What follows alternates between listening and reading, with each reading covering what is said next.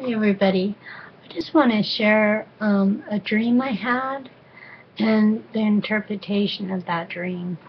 Um, this morning I woke up and I was crying. I was like, wow, because of the dream I had. It was so overwhelming that at first I was visiting different people and praying for them, and I went to one lady and I prayed for her.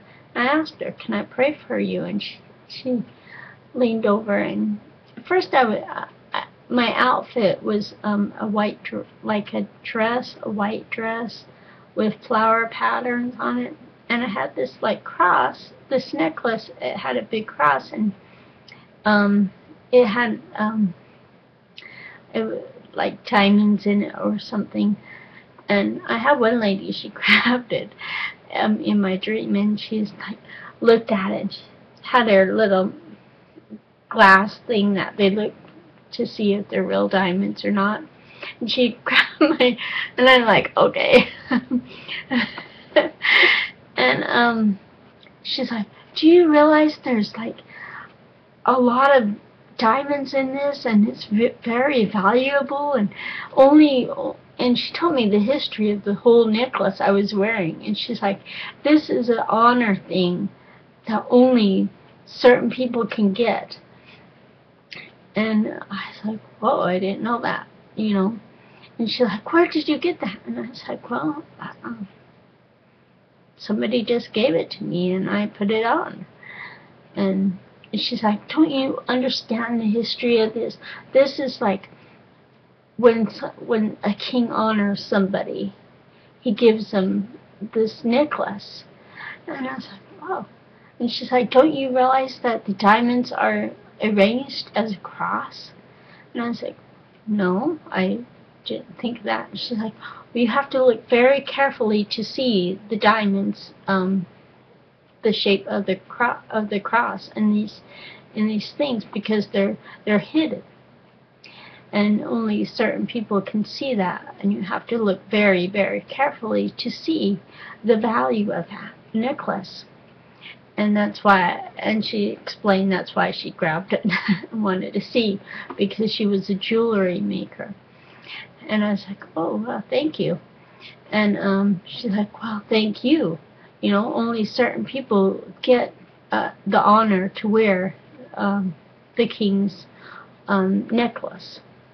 And I went on my dream, and as I said, I came to this one lady, and she's crippled, and I asked her, can I pray for you? And she's like, honey, you don't want to pray for me because you'll get something spiritually that you don't want. And she was talking about sexual sins that she has done, and she didn't want anybody to touch her or pray for her. And I said, that's okay, honey, I'll still pray for you. I just won't touch you. And she allowed me to do that. And people around could see. She was like in this carriage type thing. So I had to step up and pray for her. I was like on a platform, and all these people around, and they just stopped. And they looked, and they're like, oh, look at that. Look what she's doing. Nobody. And so I just asked God to bless her and help her. And she's like, thank you. And next thing I knew, there was somebody right there, and then there was people coming up and talking to this lady. And at first I was like, Lord, what does that mean? But the Lord didn't give me the interpretation of all this until after I woke up from my dream. And then there was other people. I stepped down from the platform, and I was in my home church that I grew up in, and everybody was thanking me and saying, thank you for showing kindness to us. Thank you for loving us. Thank you for praying. And that was a little bit overwhelming. People from my whole life were thanking me. And then I woke up and I was just crying and crying and crying I mean, my pillow is sopping wet. And I was like, Lord, I don't understand. I don't understand this dream. You know, it was very overwhelming. And then I was like, Lord, show me the interpretation of this dream. And then the Lord showed me when the lady grabbed my necklace and examined it.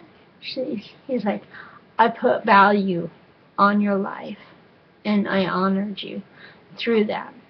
And you're a very precious jewel to me.